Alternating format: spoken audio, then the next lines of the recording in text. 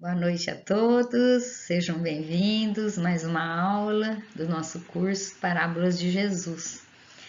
É com grande alegria que estou aqui novamente, desejando encontrar a todos com muita saúde, com muita paz, junto aos seus familiares, né, nesse momento de isolamento social, né. Hoje nós vamos dar a continuidade do segundo dia da parábola Trabalhadores da Vinha. Quem escreve é Mateus 20, de 1 a 16, né? A nossa parte hoje vai ser falar um pouquinho sobre a visão espírita, sobre esta parábola. Então, só para a gente entender o que é que nós fizemos no primeiro dia, a gente falou sobre os elementos da parábola, sobre seus ensinamentos, mas a visão de outros autores. Hoje nós vamos falar sobre a visão espírita e depois vai ser uma live, né, com discussão todo mundo com o tema, né? Eu acho que vai ser muito legal. Então vamos lá. Eu só vou repetir outra vez a parábola para a gente lembrar, né? Porque já faz uma semana que a gente estudou, então vamos lá, né? Então, como eu falei, Mateus 20, de 1 a 16. Então, porque o reino dos céus é semelhante a um homem que é pai de família, ou então proprietário, depende os autores, né? Que saiu de madrugada para assalariar trabalhadores para a sua vinha. E ajustando os trabalhadores a um denário ou a um dinheiro por dia, mandou-os para a sua vinha. Tendo saído a cerca de hora terceira, viu que outros que estavam ociosos na praça e disse-lhes: Ide também vós para a minha vinha, e vos dar-lo-vos-ei o que for justo. E eles foram. Saiu outra vez, acerca da sexta hora e da nona, e fez o mesmo. Saindo perto da 11ª hora, encontrou outros que estavam ansiosos e perguntou-lhes: Por que está ociosos o dia todo? E disseram-lhes: Porque ninguém nos assalariou. E disse-lhes ele: Ide vós também para a vinha, e recebeis o que foi justo. E aproximando a noite, disse o dono da vinha ao seu mordomo: Chama os trabalhadores e paga-lhes o jornal, né, ou o salário, ou o denário, né? Começando pelos derradeiros até os primeiros. Tendo chegado os que tinham sido assalariados, cerca da 11ª hora, receberam um denário cada um. Vindo, porém, os primeiros, cuidaram que havia de receber mais. Mas, do mesmo modo, receberam igualmente um denário cada um. E, recebendo, murmuraram contra o pai de família, dizendo: Estes últimos trabalharam somente uma hora, e tu os igualaste a nós, que suportamos o peso do dia e o calor extremo? Mas ele respondendo, disse a um deles: Amigo, não te faço agravo. Não ajustaste comigo um denário? Toma o que é teu e retira-te. Eu quero dar a esse derradeiro tanto quanto a ti. Ou não me é lícito fazer o que me apraz do que é meu?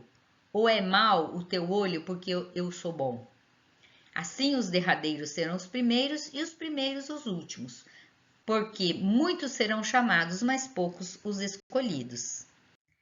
Então, essa parábola, ela é maravilhosa, né? Eu sempre tive dificuldade em interpretá-la, né? Porque fala da hora, e aí na outra aula, a gente falou um pouquinho sobre isso, né?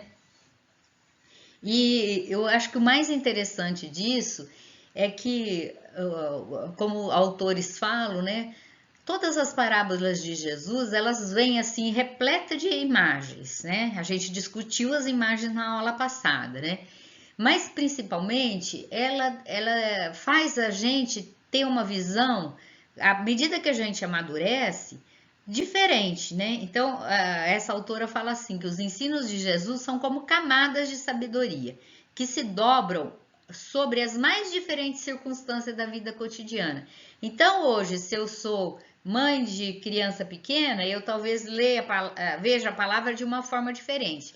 Se eu sou uma pessoa que sou avó, eu vou ver a parábola de uma fórmula diferente. À medida que o tempo passa e eu amadureço, né? Uns veem como trabalhador, outros veem como homem rigoroso, né? À medida que a gente vai amadurecendo, a gente vai vendo, é que nem o livro dos Espíritos, né? Quando a gente lê a primeira vez, a gente tem uma visão do que é o Espiritismo, o que ele significa. Quando você tem você começa a ler e aprofundar no ensinamento, cada vez que você lê, parece que tem uma novidade. Cada resposta parece que é uma coisa nova, né? E é isso mesmo, né? Então, conforme o ajuste de nossas lentes, né? Conforme a gente vê a coisa, né? O momento que a gente vive, nossas lentes de leitura particular, novos mundos e significados se abrem ao nosso pensamento. E isso é incrivelmente benéfico para os estudantes da verdade. Então, cada vez que você pega essa passagem e lê, né? A informação que você teve acumulada lá para trás, né, te dá uma nova visão daquilo que você é, né? Por exemplo, esse momento que nós estamos vivendo da pandemia, quanta coisa mudou na nossa vida, quanta coisa mudou na nossa vida, né? O isolamento social, as dificuldades que nós temos, né? A comunicação mudou completamente, né? O jeito de ver as pessoas, né? Então, realmente, e tudo que exige mudança, ele é dolorido, é sofrimento, até a gente se adequar a essa realidade, né? Bom, sempre a parábola nos mostra que o que fica, mas o que mais fica do ensinamento de Jesus, isso é eterno. Então, a visão que a gente tem do conhecimento da parábola é uma coisa, mas o ensinamento em si de Jesus, a base, ou a regra, ou a norma, assim, né? Eu que sou muito que gosto muito de planejamento, então para mim é como se fosse assim, a regra, a norma, o que é, né? Eu sou enfermeira, viu, gente? Então é tudo quadradinho, né? Tudo dentro das caixinhas. Então, Jesus ensinou através da sua conduta, né? Então ele se mostrava, ele fazia aquilo que era necessário, né? E por meio das exposições morais específicas. Então ele atuava junto à população ou junto aos seus discípulos de uma forma muito moralizada, né? Até muito mais do que hoje a gente consegue entender. Então nós temos muito que aprender daqui para frente. E pelas palavras, que era pegar as coisas do dia a dia para transformar em algum significado para aqueles espíritos que ali estavam, né? E que hoje nós estamos também e que temos tanta dificuldade ainda em aprender o que ele fala, né? Mas tem coisas que são inquestionáveis, né, naquilo que ele falou. Por exemplo, o amor de Deus sobre as criaturas, né? Isso é inquestionável. Todas as parábolas, todas as passagens, ele mostra a presença de Deus na nossa vida, a necessidade que nós temos do bem, o amor ao próximo, né? E hoje, cada vez mais, não é só hoje, mas cada vez mais, mais pessoas falando da necessidade das igualdades, a necessidade de sermos todos irmãos, a necessidade de entendermos o outro, mesmo que pense diferente da gente. Isso é uma necessidade do ser humano, né? Como o indivíduo que nós somos, né? A necessidade da caridade, de o mais forte amparar o mais fraco, isso é fundamental, né? O desapego que nós temos, porque nós vivemos ainda muito no mundo materializado, né? E principalmente o perdão a nós mesmos e aos outros, aqueles que a gente acha que nos ofendeu, né? Então, o perdão das atitudes, o perdão em relação a todas as outras coisas, né? Quanto ensinamento tem aí? Só desse slide já dá uma palestra, né? Mas bom, vamos pegar o que os espíritas falam a respeito dos trabalhadores da vinha. No final dos slides eu vou mostrar para vocês os livros que eu peguei, né? Então eu fiz um apanhado disso daqui tudo. Então vamos lá. O Senhor da Vinha, para esses autores, é o plano de Deus, né? O plano de Deus sobre nós, né? Sobre as circunstâncias do planeta Terra, do universo, de querer crescer, de desenvolver-se, né? Os trabalhadores são os espíritos que vêm e reencarnam e saem da reencarnação, voltam novamente. E os trabalhadores somos nós, espíritos, na nossa jornada evolutiva. E o trabalho é a própria jornada, né, evolutiva, que nos torna dignos de um salário, né? Esse salário não é o que a gente pensa como sendo dinheiro, tesouro, título ou qualquer que seja, né? Mas não, é a confiança e proximidade dos planos mais altos. Ele não é a evolução em si, ele é a necessidade que nós temos, né, de recompensa de evolução, né, de crescimento, né, dos esforços que a gente emprega para subir mais um degrau, subir mais um degrau, subir mais um degrau na nossa escala evolutiva. É lógico que todos nós temos a certeza de falar assim, eu não sou mais a mesma pessoa de que quando eu reencarnei, quando eu tomei conhecimento de um ser que eu sou, né, vivo, eterno. E a partir daí eu não tô mais lá no primeiro degrau dessa mesma existência. Eu já dei vários passos. Eu acho que todo mundo já fez isso, né? Nós estamos num patamar, mas nós temos muito para crescer ainda, né? Segundo o Emmanuel, a gente ainda está engatinhando como espiritualidade. Nós somos bebês engatinhando, né? Então daí a gente imagina. E aí, quando ele fala que sair de madrugada para salariar os trabalhadores para a vinha, né? Os autores eles falam o seguinte, que é o supremo dinamismo do trabalho no bem, né? Então, Senhor da vida, Deus, né? O nome que se dá a essa situação de sair de madrugada, de trabalhar o dia inteiro, né? É o dinamismo do trabalho do bem. Ele é caracterizado por ser diligente e produtivo e não perder tempo.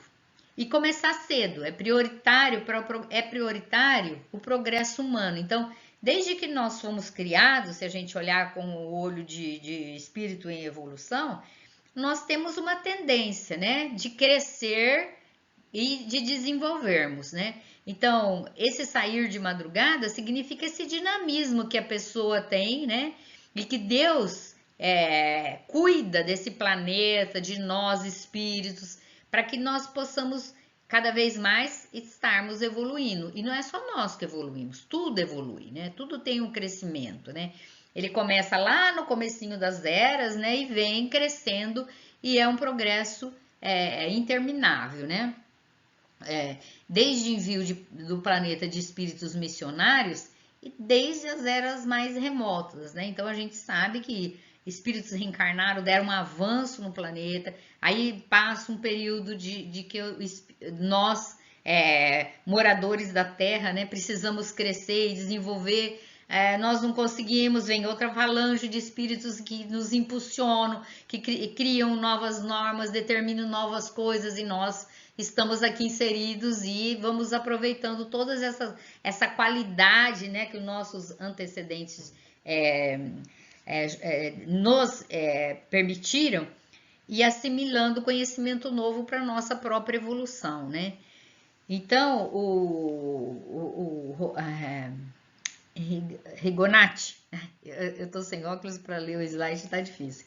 Ele fala assim que a evolução espiritual é uma meta divina definida desde que ocorreu o processo de humanização do princípio inteligente. Isso é, na madrugada, né, da vida humana, quando o espírito era simples e ignorante. Então, desde que nós fomos criados, a gente está inserido nessa madrugada, né? Nessa maneira de sair para trabalhar, para crescer, para nos envolvermos para o crescimento do nosso espírito, né? O trabalho que eu falo aqui não é o trabalho físico, do sustento do nosso corpo.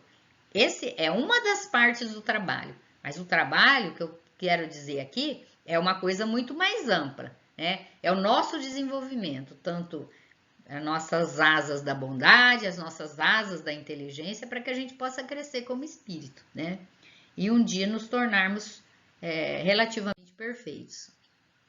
Dentro dessa parábola maravilhosa, também está inserida a lei do trabalho, né?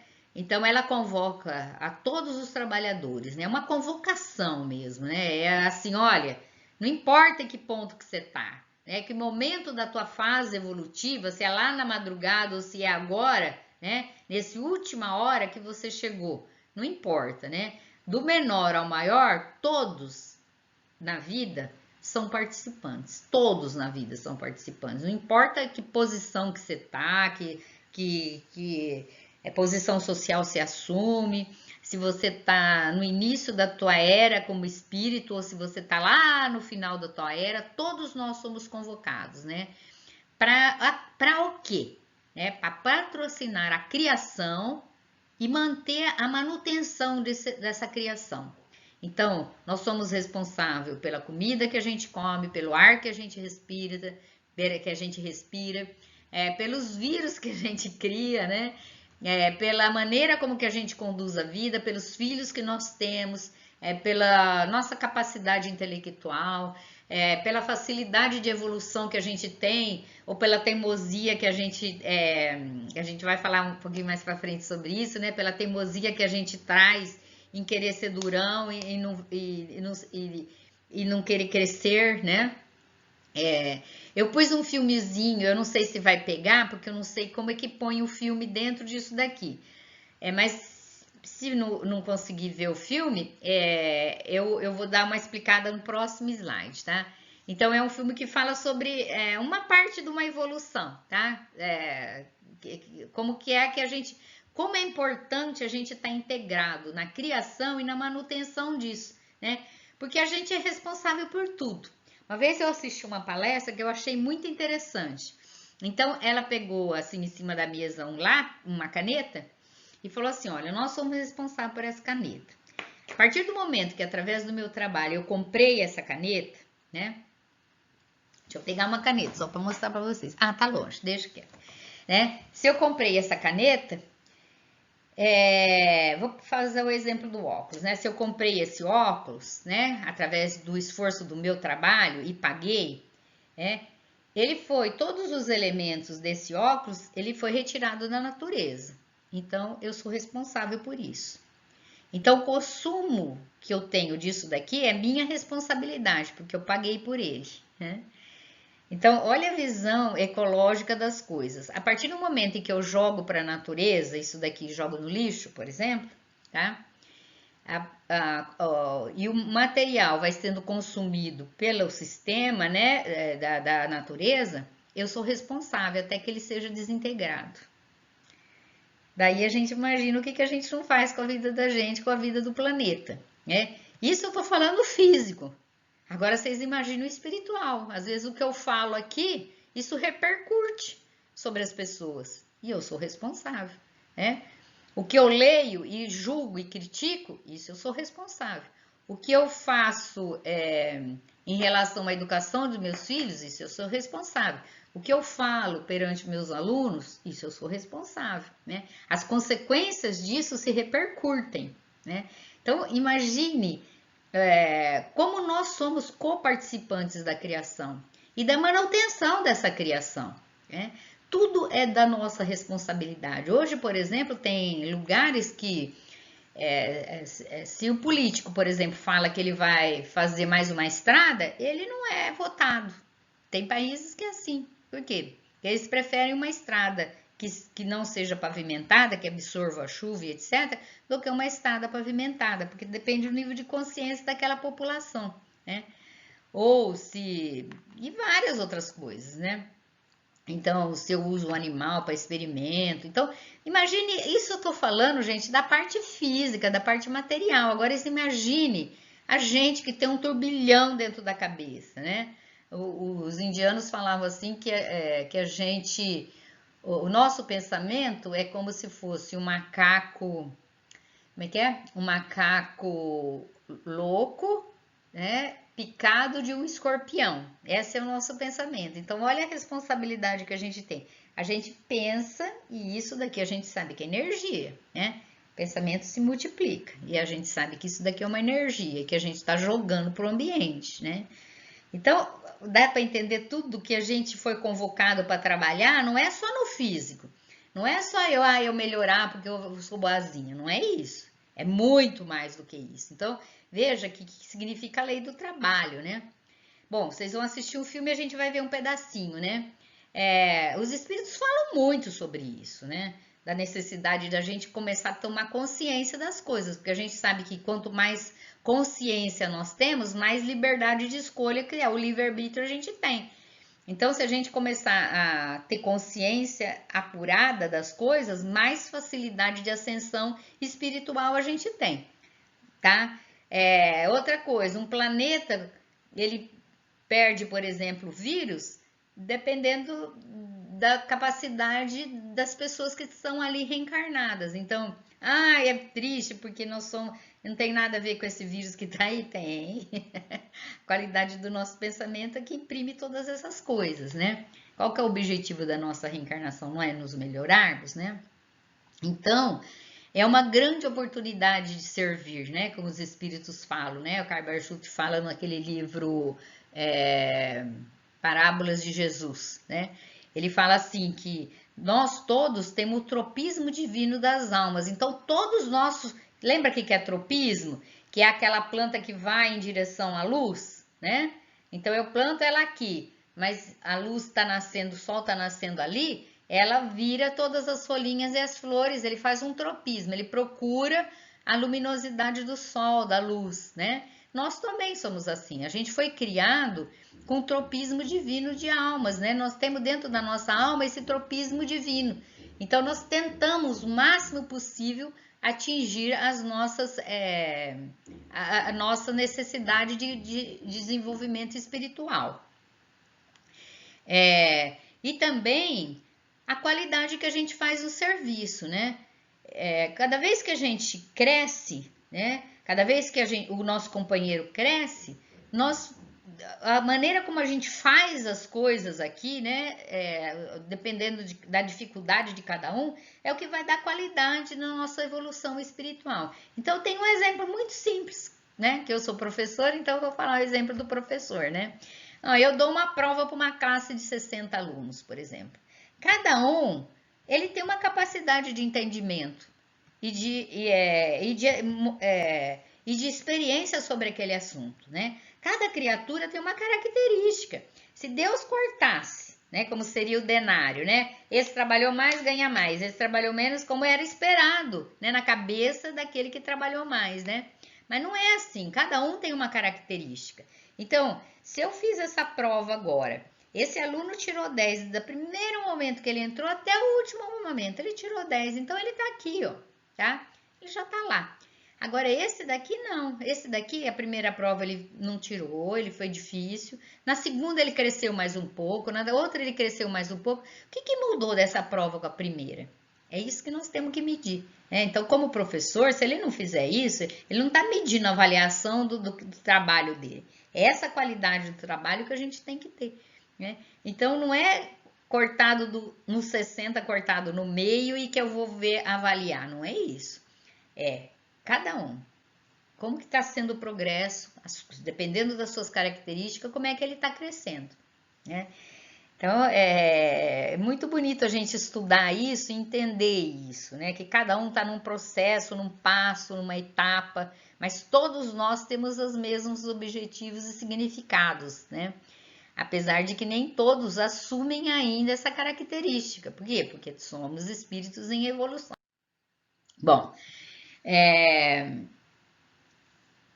aí uma outra característica importante dentro daquilo que a gente estuda no Espiritismo, né? Aí quem fala é o Rodolfo Calegares, essa passagem, ela mostra muita necessidade da reencarnação.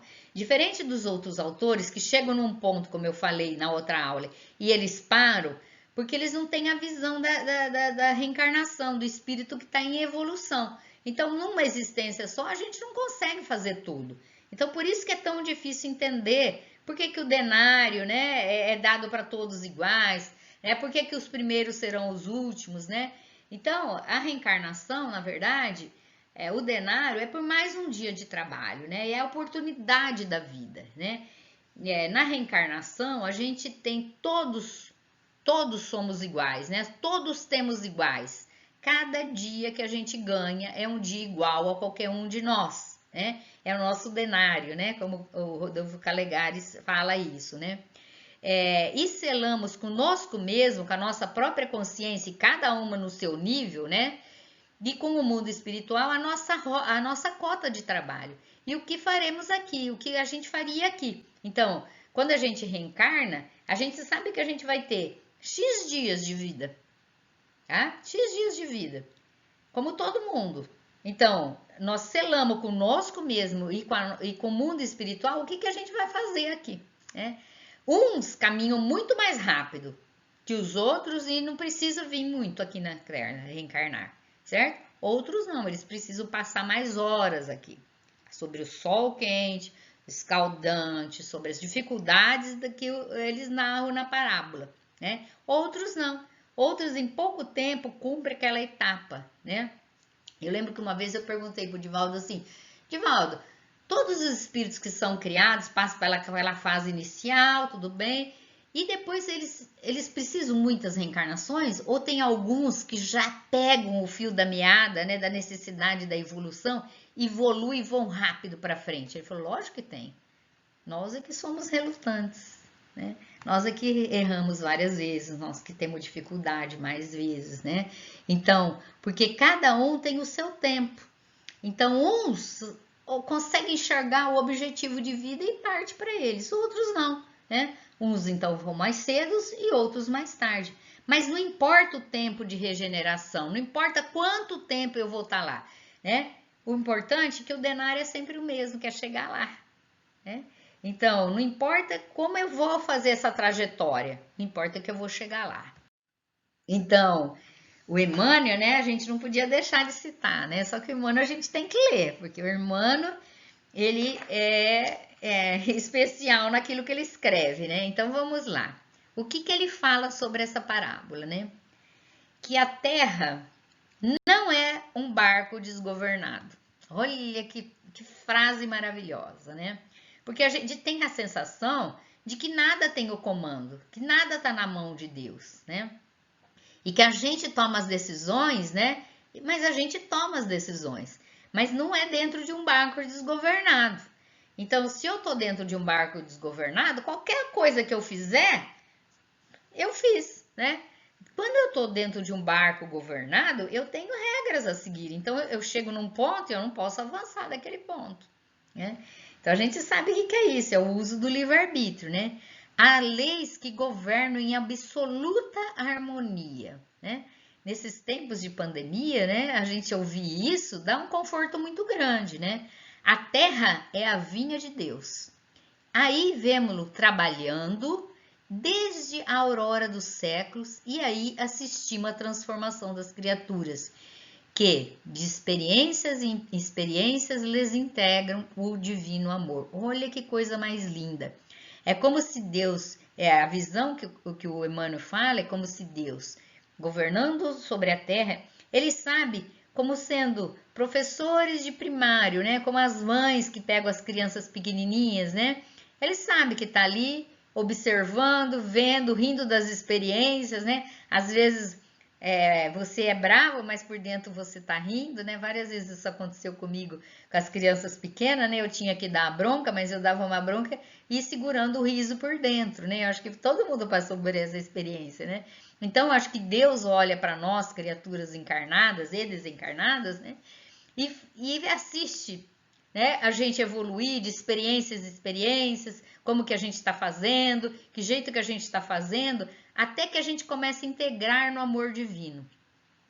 Ele nos designa o local dos serviços humanos, ó, o que você vai fazer, como é que você vai fazer, que tipo de ação agora, atualmente está tendo, né?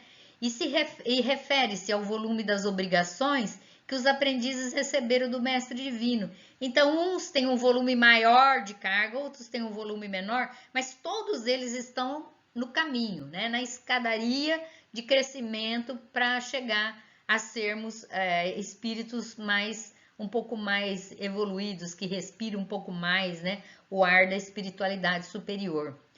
Fazendo com que isso, a Terra se torne um ambiente de padrão de vida mais elevado. O que é que a gente quer, né? A gente não quer um padrão de vida mais elevado? Não é isso que a gente procura? Se a gente perguntar para 300 pessoas em todo o planeta, né, para crianças, adultos e velhos, qual é o teu objetivo de vida? Todo mundo vai falar, é a busca da felicidade. O que isso está imprimido dentro de nós, né? Está impresso dentro de nós, desculpa, né?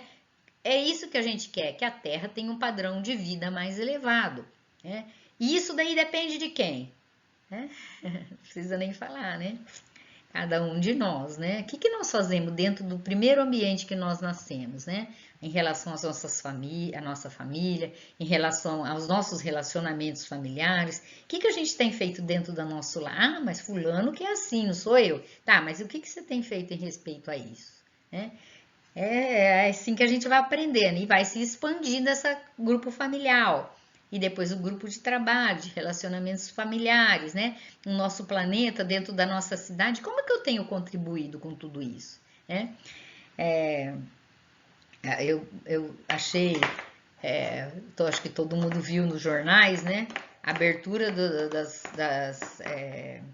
devagar na abertura, com controle, né? E as pessoas fazendo fila para comprar coisas, né? Então eu não estou fazendo julgamento crítico sobre isso, mas veja a responsabilidade que nós temos sobre o nosso planeta, né? Sobre as pessoas que estão mais próximas de nós, né? A coisa é bem complicada, né? Sobre quando a gente usa a internet e joga uma notícia falsa, né? Isso repercute sobre as pessoas, né? Então, pensem o que é que a gente tem feito dentro do planeta Terra. Não é só dizimando a situação da Terra em si, da Terra mesmo, né? Não do planeta Terra, mas também a parte evolutiva disso, a parte intelectual disso, né? De conhecimento sobre isso, né? Então, como é difícil tudo isso, né? Uma vez eu falei até para um amigo, eu não queria estar na pele de quem governa hoje, porque tem que tomar decisões muito sérias, né, sobre a população e, ao mesmo tempo, sem muita base científica sobre tudo isso que nós estamos vivendo, por exemplo, nessa pandemia. Então, é muito difícil mesmo, né? Então, o que nós só precisamos, gente, é tornar o nosso Terra um planeta mais de padrão mais elevado. Então, esses trabalhadores, né? Quem somos nós, né? Quando a gente olha a parábola e a gente olha assim, esses trabalhadores quem são, né? Somos nós, né? Somos nós, né? Então, se soubéssemos agir como os espíritos benevolentes e sábios que nos orientam os destinos, se a gente soubesse fazer isso, né? O que a gente faria? A gente não andaria repetindo lição, certo? Porque o que mais a gente faz é repetir lição. Quantas e quantas vezes a gente faz a mesma coisa do mesmo jeito e fala não deu certo. Só que aí daí no outro dia a gente fala isso, né? Eu sou gordinha. Então eu sempre penso assim, eu não devia ter comido isso, mas comi, né? E a gente repete lição, né? Isso eu tô falando do físico, mais uma vez, né? Imagine da parte moral, da parte emocional, da parte de crescimento, de iluminação interior. O que a gente não posterga, não relega para segundo plano, terceiro, quarto, quinto, sei lá, né? Recapitulando experiências nas condições de criaturas, nós somos criaturas totalmente falíveis, né? Então, nós estamos recapitulando experiência. Passa essa existência, volta para a próxima e faz o mesmo erro, faz a mesma coisa, né? Com a mesma teimosia, com a mesma dificuldade, né? Se tivéssemos granjeado a pureza ideal, se a gente tivesse já naquele nível lá em cima de ser os primeiros, né? Nós não estaríamos na situação de encarnados ou desencarnados, né? Tanto faz, tá lá ou tá aqui, né? No nosso clima educativo, né? No momento educativo, mas ainda profundamente conturbado da Terra, porquanto o nosso domicílio compulsório se alinharia nos planos superiores. Então, se a gente tivesse granjeado algum tipo de pureza, né? Mesmo que seja pequena, a gente estaria no domicílio, né? Alinhado com os planos superiores. Basta ver como que nós vivemos aqui no planeta Terra, né? Então, nós ainda somos espíritos fracos, que ainda precisamos de diversas lutas para fortaleza e burilamento. Então, nós precisamos de diversas situações, né? Diversas lutas para que a gente possa crescer. Que tipo de luta? Reencarnando, né? Aonde? Em todos os lugares. São experiências que a gente precisa ter, né? Nós somos devedores ante as leis do universo, então, como devedores ante as leis do universo, nós demoramos aos pés dos nossos credores de existências pregressas, que hoje são nossos irmãos, nossos filhos, nossos pais, e que reclamam o nosso apoio incessante. Então, nós convivemos com as pessoas daquela que nós somos devedores, né? Então, não pense que as dificuldades que a gente passa, ela veio grátis. Não, ela veio porque nós precisamos, nós estamos ainda em luta lá, né? Nós tivemos quedas morais no passado, porque ainda a gente carrega intimamente conflitos que nos caracterizam ocultamente as nossas tendências. Então, tivemos queda lá e hoje mostra quem nós somos, né? Então, se a gente não começar a trabalhar e pensar naquilo que nós fazemos, nós não evoluímos, nós repetimos novamente os mesmos problemas, né? Que geram, tudo isso gera dificuldades emotivas e sofrimentos, pode ser até em manifestos, né? Que nos impelem, a palavra está errada, ao conhecimento de nós mesmos e ao ajuste das próprias forças. Então, somos espíritos devedores aqui, reencarnamos várias vezes, junto com esses débitos que nós temos, nós convivemos com essas pessoas, erramos outra vez, vamos novamente reencarnando. E assim a gente vai burilando. Temos problemas morais muito sérios, temos problemas morais, mas passamos por dificuldades. Essas dificuldades, se a gente souber aproveitar, né, faz com que a gente vai crescendo e vai ajustando as nossas próprias forças. Voltando na ideia dos autores anteriores, isso depende da evolução de cada um. Uns passam por isso rapidinho e sobem. Outros, fomos nós, né? Como eu, vamos devagarinho, passo por passo, repetindo, reencarnando, comprometendo, nos envolvendo e voltando para trás, né? Sempre caminhando devagarinho, né? Vamos ser os derradeiros, né? Mas chegaremos lá. Então, esse autor fala muito bonito assim, que existe uma distinção entre os servos e os trabalhadores, os servos e trabalhadores e os filhos. Então, tem aquela turma que é servo e trabalhador e a turma que é filho. Isso é muito 10. Então, vamos lá. O que é o servo? Servo é aquele que trabalha pelo pagamento, espera recompensa, atua por interesse. Portanto, no que se refere ao caminho espiritual, na condição de servidão, é indicativo de início de jornada. Então, é aquele espírito que está lá no início da jornada, tá? Então, o que ele faz? Ele trabalha pelo pagamento, ele espera a recompensa, ele atua por interesse. Então, onde a ligação de relação com a verdade ainda está emoldurada pelos valores de troca com Deus. Então, quem que é esse servo ou o trabalhador? Tá? É aquele que faz aquilo que a gente faz. Quando ele faz uma prece, ai, Jesus, me livra dessa doença que está vindo aí, cuida da minha família. Tá errado? Não. Mas o que eu estou pedindo? Eu estou pedindo para as coisas imediatas. Então, eu ainda sou aquele que, ai, Senhor, faça isso, porque aí eu vou ajudar lá na campanha da de Souza, né? Eu vou comprar mais arroz e feijão, né? Então, é a troca, né? Isso nós somos, nós sabemos fazer isso daí muito bem. E não é só nisso, é em tudo, não é só na prece. É na nossa ação, na nossa maneira de ver a coisa. Então, a gente vai para o centro, por quê? Porque a gente vai lá trabalhar, porque a gente já lá no íntimo pensa, bom, pelo menos um lugarzinho lá no nosso lar eu tenho, né? Eu conheço muita gente que fala isso declarado. Ai, gente, ó, eu fiz isso, esse ano tá maravilha. Eu acho que eu já tenho um lugarzinho guardado lá, né? Tem um crédito lá guardado, né? É uma troca, né? É uma troca. Já o filho, olha lá, ele não age pelo pagamento, mas por reconhecer que tudo aquilo que é do pai também lhe pertence.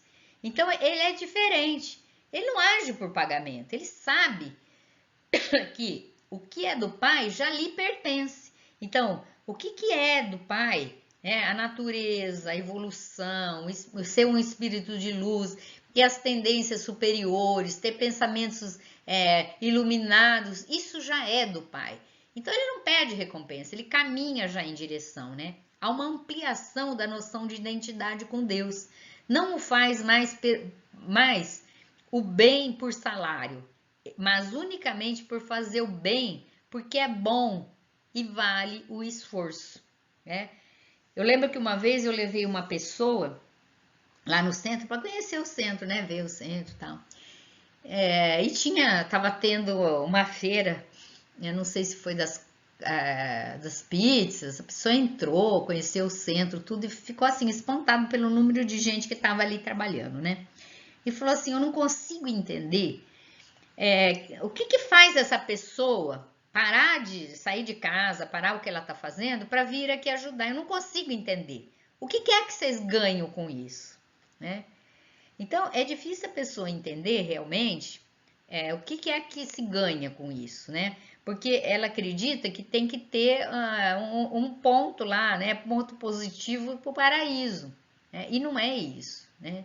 É o entendimento pessoal, é a ampliação dessa noção de identidade com Deus. É esse entendimento interno, íntimo da pessoa, é que faz isso, né? Ela não está fazendo bem para ter alguma regalia. Não, ela faz isso porque no íntimo ela sente a necessidade de ajudar, a necessidade de crescer, a necessidade de se iluminar. Né? Ela não pensa em outra recompensa. Por quê? Porque essa criatura já é filho, ela não é servo. Né? Olha que lição maravilhosa, né? E reconhecendo essa diferença entre as pessoas, né? Entre todos nós, né? A gente pode dizer que os iniciantes da prática da verdade são aqueles, né? Que estava referindo à vinha. Então, é aqueles que estavam no começo. Esse precisava de mais tempo mesmo, né? Ela não é relacionada ao tempo, né? Que a pessoa evolui. Não é isso. Mas ela precisa mais tempo para chegar nesse ponto de se tornar de trabalhador ou de servo a consciência de filho, né? Então, umas estão no estágio de desprendimento de quem faz o bem. O faz sem olhar o tempo. Ela faz sem saber para quem e sem saber o que ela pode ajudar, o que ela faz, né? Ela não fica medindo nada disso. Num outro nível, essa outra pessoa, ela negocia o que faz com Deus, né? É chamado de materialismo espiritual, quer dizer, eu sou espiritualizado, eu tento fazer, mas eu ainda sou muito materializado, né? E ainda é um grande mal, né? A gente está cansado de ver isso, é o destaque. Então, eu quero ser isso daqui dentro da minha instituição, né? Ela quer ter o poder, né? Então, ela tem o poder dentro da casa dela, ela tem o poder dentro da unidade onde ela trabalha, né? É o sucesso, é a fama, ou então é o medo. Ela tem medo de ir pro inferno, sei lá, purgatório, para não sei onde. Então, ela tem o medo de ir pro umbral, né? Então, ela trabalha por causa do medo, não porque ela tem essa sensação, como mostra o estágio que a criatura entra de desprendimento, né? Então, dentro da nossa casa, entre os nossos familiares, a gente reconhece o nível que estão essas pessoas, né? É isso que fala a parábola, né? Os vários momentos em que a pessoa está. Não é momento de tempo, é momento espiritual de cada um. né? E se a gente expandir isso para o nosso ambiente de trabalho, lá dentro do centro, a gente vai reconhecer quem são essas pessoas que vão pela necessidade de estar de bem, né? Entende que são filhos de Deus e outros que são trabalhadores do bem, né? É uma diferença grande. Então resta saber qual desses dois trabalhadores nós somos, né? Aquele que está fazendo isso por desprendimento e nós vamos chegar lá, né? Ou aqueles que ainda faz uma barganhinha com Deus, né? Olha, você me ajuda, eu te ajudo ali, mas você também me ajuda aqui, né? Coisa que a gente já está acostumado e sabe bem o que que é. Talvez o outro a gente ainda não tenha muita consciência, né? É difícil, né? Vamos lá. O que que nos acontece? Por que que acontece isso com a gente, né? Então, eu pus uma imagem aí de uma pessoa, né, que tem uma visão deturpada, né, uma visão distorcida. Então, quando a gente tem essa visão distorcida da evolução espiritual, né, a gente começa a falar, a gente começa a pensar assim, o que que eu devo ganhar? O que que eu vou ganhar com isso, né? Será que eu vou ganhar um lugarzinho lá no nosso lar? Será que quando eu morrer os espíritos de luz vêm, abrem um caminho para mim, né? E todo cheio de luz e vão me receber. Ai, né? Que bom, que trabalho maravilhoso que você fez, né? O que que eu vou ganhar com isso, né? É quem deve ganhar, né? Quando eu tenho essa visão distorcida, eu começo a julgar como aquele trabalhador falou: mas ele trabalhou um pouquinho e ganhou mais, eu tinha que ganhar mais. A gente não faz isso, né? A gente faz isso em todas as situações da nossa vida. O cara parece que era tão bom e agora virou ruim, né? Ele tem que ser menos, ele tem que ter menos merecimento, né? Como se a gente tivesse um controle sobre a vontade do Pai. Ninguém está no íntimo de ninguém para saber quem é a pessoa. Hoje a gente julga todo mundo, né?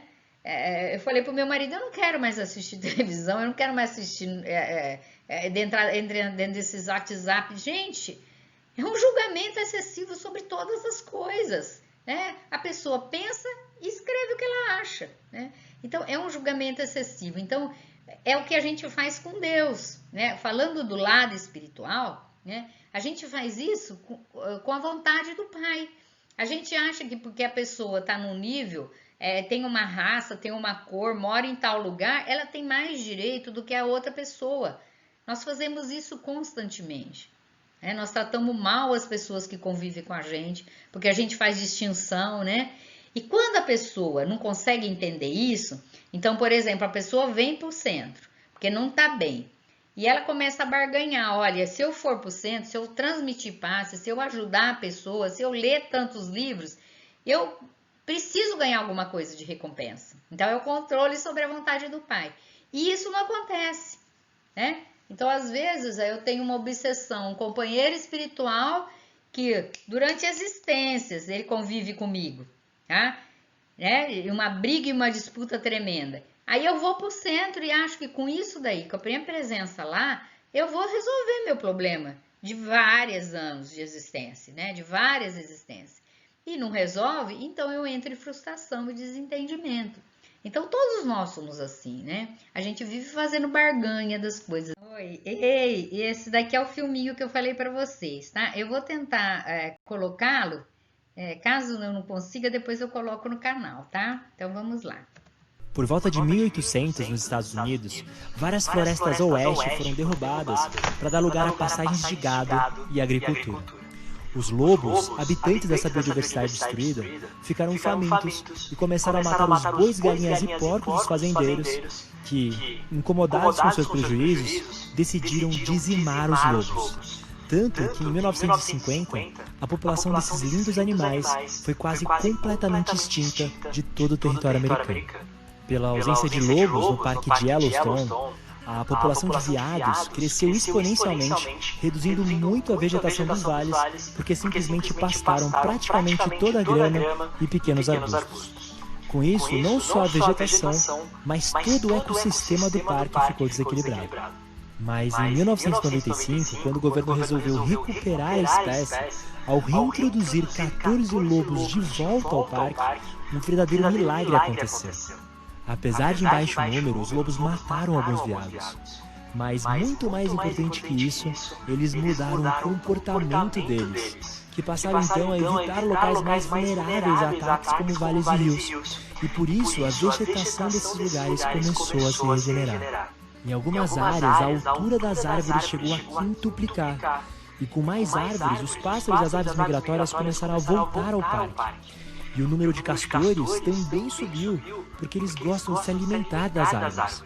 E os castores, assim como os lobos, são engenheiros do ecossistema, porque as barragens que construíram nos rios forneceram habitats também para lontras, patos, peixes, répteis e anfíbios. Os lobos também mataram coiotes, que estavam em alto número, e em resultado disso, o número de coelhos e ratos voltou a subir, o que significou mais falcões, doninhas, raposas e texugos. E com mais carcaças de animais no chão e árvores com frutos silvestres, até a população de ursos também cresceu. Mas o mais fascinante de tudo foi o seguinte: os lobos alteraram o comportamento dos rios. Com mais vegetação disponível nas margens pela baixa dos veados, a erosão diminuiu e por isso o curso dos rios ficou mais estável, serpenteando menos. Com a maior estabilidade das margens, planícies de inundação se fortaleceram nas épocas de cheia, enriquecendo ainda mais a vegetação e a biodiversidade ribeirinha.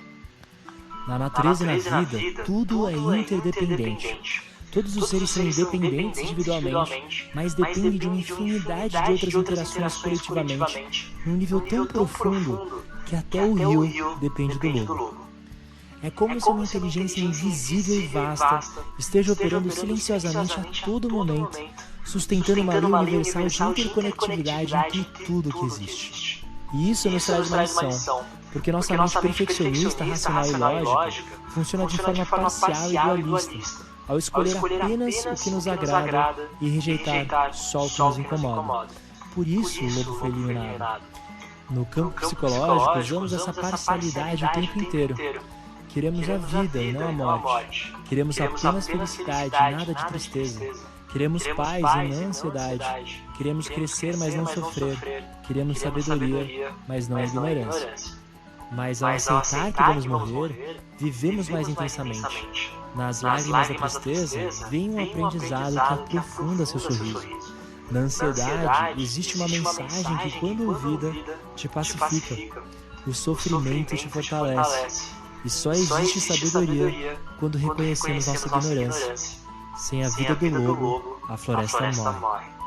Ao entendermos que um oposto é interdependente do outro, então percebemos que fazem parte de apenas um movimento.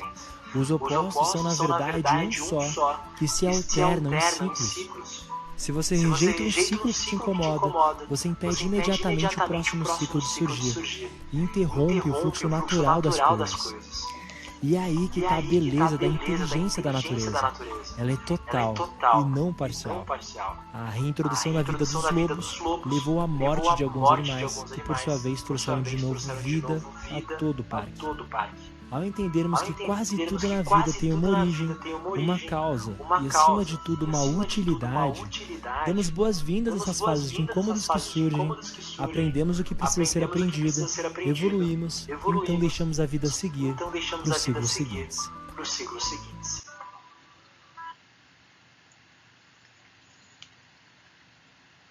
Muito bonito, né? Ele mostra bem como que nós somos um ligados aos outros, né? Como nós fazemos parte daquilo que nós falamos, né? Da formação da Terra e da sua manutenção, né? Da responsabilidade. Estou falando do físico, né? Ele falou do físico, mas na verdade a nossa evolução espiritual é também exatamente igual a isso, né? É a história da mãe com o filho. Qual é a mãe, né? Que hoje larga o filho e vai para o mundo espiritual superior sabendo que ele está em extremo sofrimento. Isso não acontece, né? Essa mãe, quando ela evolui, ela fica aqui, esperando a evolução dos seus entes queridos. Então, faz parte da evolução, né? Como é bonito, né? Eu espero que vocês tenham... Bom, vamos continuando, então. Sobre a colocação que Jesus fala dos primeiros e dos últimos, né, que são os trabalhadores da última hora, que é a nossa palestra, né, algumas explicações, né, foram colocadas nos livros espíritas, né. Então, quem são esses escolhidos em primeiro lugar no reino dos céus, né? Quem são essas pessoas, esses seres, esses espíritos, né, que foram escolhidos para serem os primeiros, né? Quem são eles, né? Então, são aqueles que souberam aproveitar os trabalhos na vinha do Senhor, né? Ao longo das suas sucessivas reencarnações.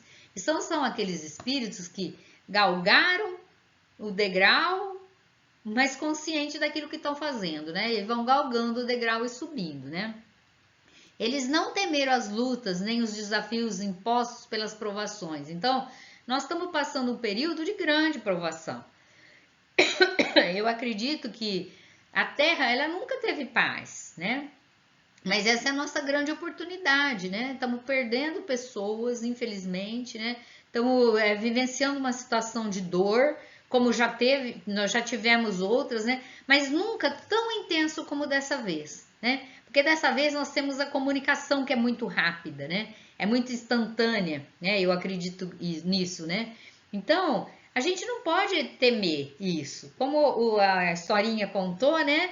Nós não podemos temer as dificuldades que chegam a nós, né? Porque essa imposição e desses desafios é que faz a gente crescer, né? Então, esses espíritos que chegam lá em primeiro lugar são aqueles que sempre agem como aluno aplicado. O que é o aluno aplicado? É aquele que, quando ele recebe a lição, ele lê, ele estuda, ele vê a dificuldade que ele tem, ele trabalha em cima dessa dificuldade, ele progride, ele está sempre na frente dos outros, né? Eu lembro que minha mãe falava assim, que na classe dela tinha desde os melhores alunos da escola até os piores alunos da escola. Então, para os melhores alunos, para eles não ficarem indisciplinados, ela dava mais lição, né? E para aqueles que tinham mais dificuldade, ela sentava do lado e fazia com que ele aprendesse aquela lição. Ela não exigia 10 questões, né? ela fazia aquilo que ele dava conta naquele período.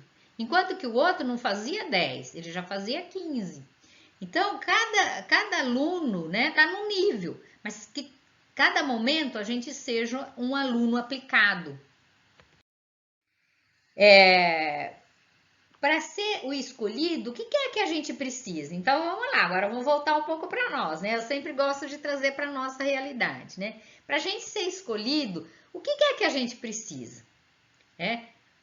Eu faço o máximo que eu posso. Vânia, eu faço o máximo que eu posso. Eu corro atrás das coisas, eu tento me concentrar nas coisas, eu tento melhorar meu espírito, eu tento ter mais paciência, eu tento compreender melhor os outros. O que é que eu preciso para ser o escolhido? Primeira coisa que os espíritos falam é boa vontade. Sem boa vontade não dá para fazer nada. É lógico, a vontade é que nos aciona. Então, boa vontade é uma vontade acionada de uma forma benéfica, né? Conserva a disposição daquele que tinha que empregar tudo, a vontade de Deus, ela está sempre conservada à disposição daquele que tinha que empregar. Então, em todo momento, em todas as horas do dia, ele foi buscar a gente para ser os primeiros, para chegar lá, para ser os escolhidos, tá? É assim que Deus faz. Então, ele está sempre disposto a empregar-nos, tá? Sempre disposto a nos receber, né? Mostra que seu retardamento não é por preguiça ou má vontade. Então, eu tô atrasado na minha evolução, mas não foi por preguiça ou má vontade. Outra coisa, espera com paciência o trabalho. Por quê? Porque o Emmanuel falava assim, quando o trabalhador está pronto, o trabalho aparece. Isso é uma realidade. Por várias vezes eu passei por essa experiência. Às vezes a gente quer precipitar as coisas, né? Mas calma, por quê? Tenha paciência, porque quando você está pronto, o trabalho vai aparecer, né? A pessoa te chama, a pessoa te envolve, você vê que você desenvolve, né? Então, coisas boas. Tenha boa vontade, pensa que Deus está sempre chamando, né? Mesmo que você está atrasado ou que você acha que não tive a chance, perdi o cavalo que passou, né? Montado, né? Atrelado. Não, calma, porque sempre tem a chance, né?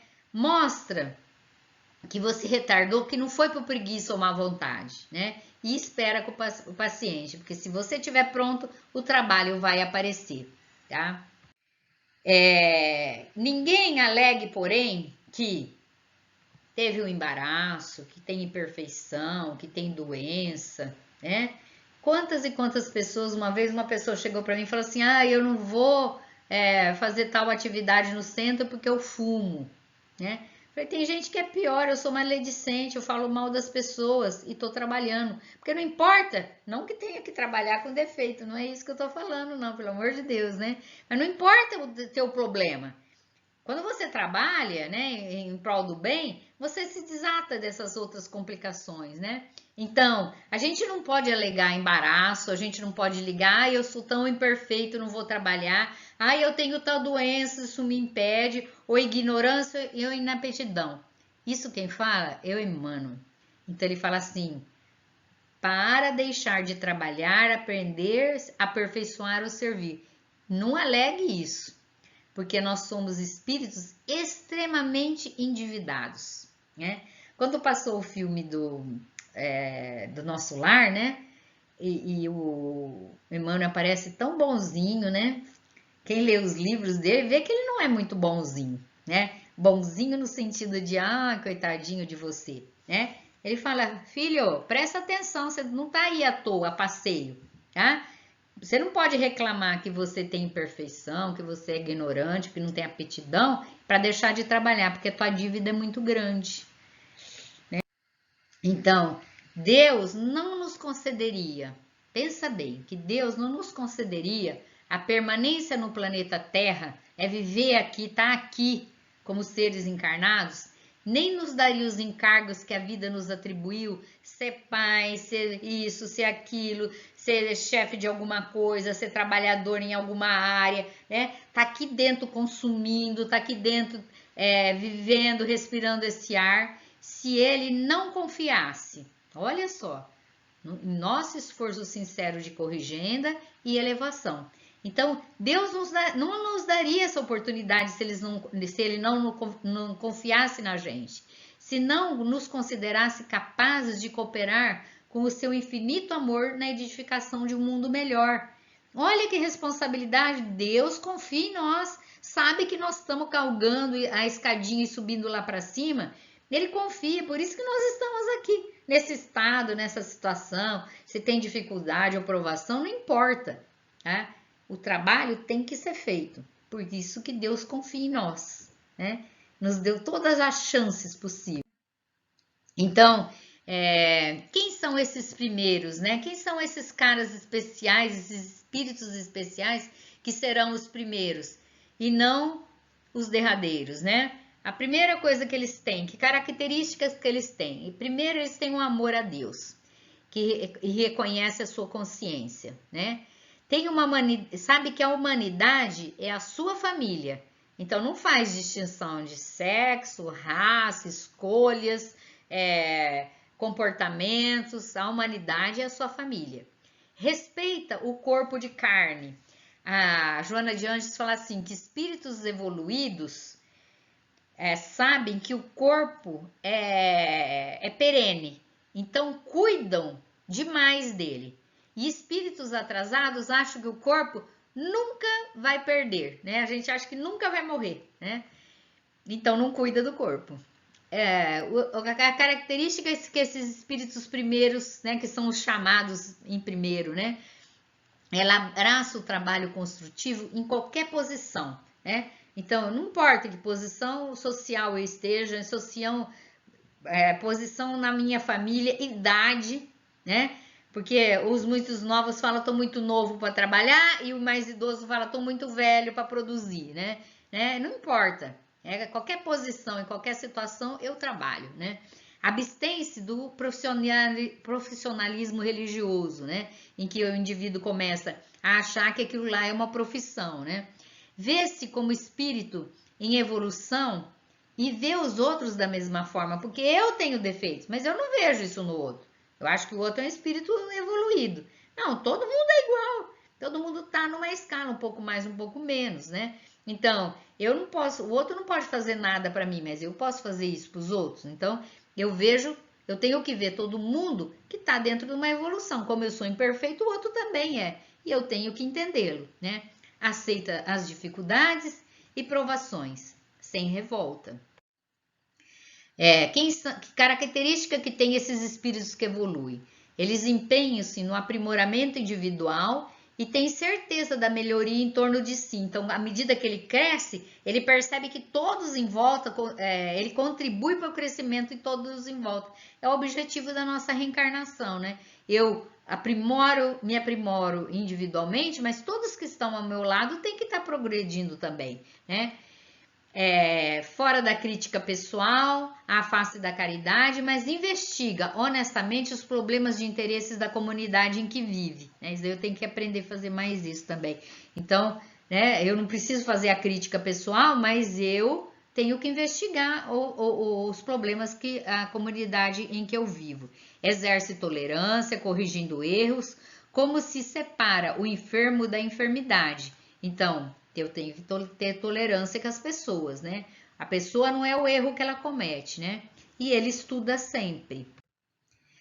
Ama sem escravizar-se ou escravizar as pessoas, né? Ele evita excessos, ele simplifica a vida. Hoje é tão difícil simplificar a vida. Usa as posses do mundo em favor de todos. Então, se eu tenho posses, né, eu favoreço a todos aqueles que estão à minha volta, arranjo emprego, facilito para que as pessoas possam viver melhor quando estão perto de mim ou longe de mim, age sem paixões partidárias e não tem a pretensão de saber tudo e fazer tudo, né? O que ele faz com alegria aquilo que lhe compete. E esta parábola, na minha concepção, é uma parábola da esperança, né? É uma parábola que dá muita esperança para nós que somos espíritos tão endividados, né? Ou pelo menos para mim que sou um espírito tão endividado, né? Que o chamado virá mais cedo ou mais tarde.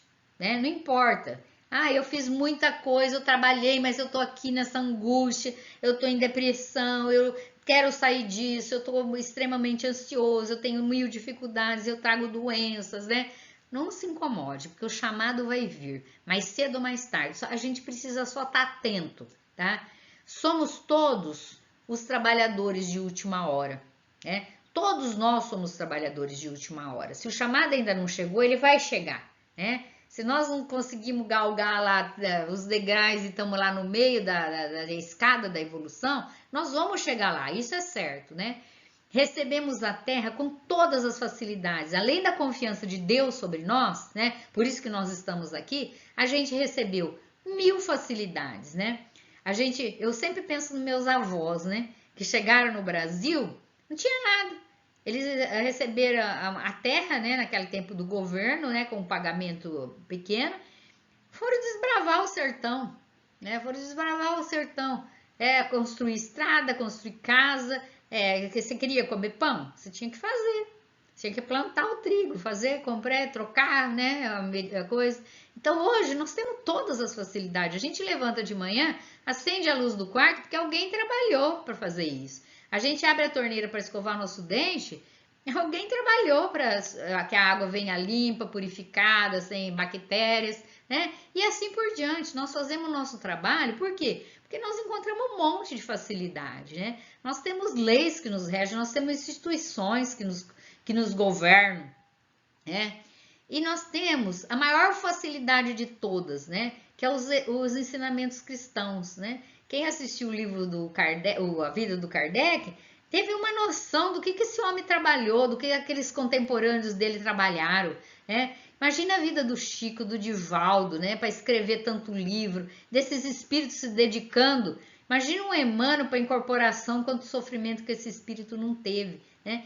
Eu não estou falando do Chico, gente, não é isso. É no sentido de devoção para nós, né? Para a gente ler as páginas que eles escreveram e nos transformarmos, crescermos como espírito, né? Então, essa palavra pode revelar a unidade que harmoniza todas as coisas do universo, né? Então, é uma grande esperança para todos nós, né? Ela harmoniza da solidariedade, que mesmo sem que a gente tome consciência, ela existe, né? Por isso que nós estamos aqui com todas essas facilidades de assistir, por exemplo, essa aula pela internet, né? Ligando todos os seres, né? O nosso presente, o nosso passado e os germes daquilo que está sendo construído para o nosso futuro, né? Pensando nos nossos filhos, nos descendentes da nossa cidade, do nosso país, né? Olha que responsabilidade que a gente tem, né? Mas é uma parábola de esperança, porque mesmo que eu tenha trabalhado muito e não tenha conseguido tanto, tô falando em todos os sentidos, tá? É uma parábola de esperança, porque vai chegar a hora, né? Ela só tá tardando, por quê? Porque nosso espírito imperfeito dificulta o acesso que nós temos ao mundo espiritual, né? A viver mais a espiritualidade. Mas vamos chegar lá. Tudo conspira a favor, tá? E o que é que a gente precisa fazer? Primeira coisa, isso finalizando, né? Avaliar quais as nossas motivações no trabalho da vinha. Nós estamos dentro de uma vinha. Qual é a nossa motivação, né? O que é que a gente tem feito? A gente já parou para pensar? Né? A gente trabalha o dia inteiro, corre o dia inteiro, reclama da vida o dia inteiro, né? Quem está isolado e não tem o que fazer, então estava reclamando que não tem o que fazer. Quem está trabalhando muito está reclamando que tem trabalhando muito. O que é isso? Que objetivo é esse na minha vida, né? O que eu estou fazendo aqui na vinha? Para e pensa, né? Jesus continua até hoje a nos oferecer o antídoto do conhecimento útil, capaz de suplantar a nossa obstinada ignorância moral.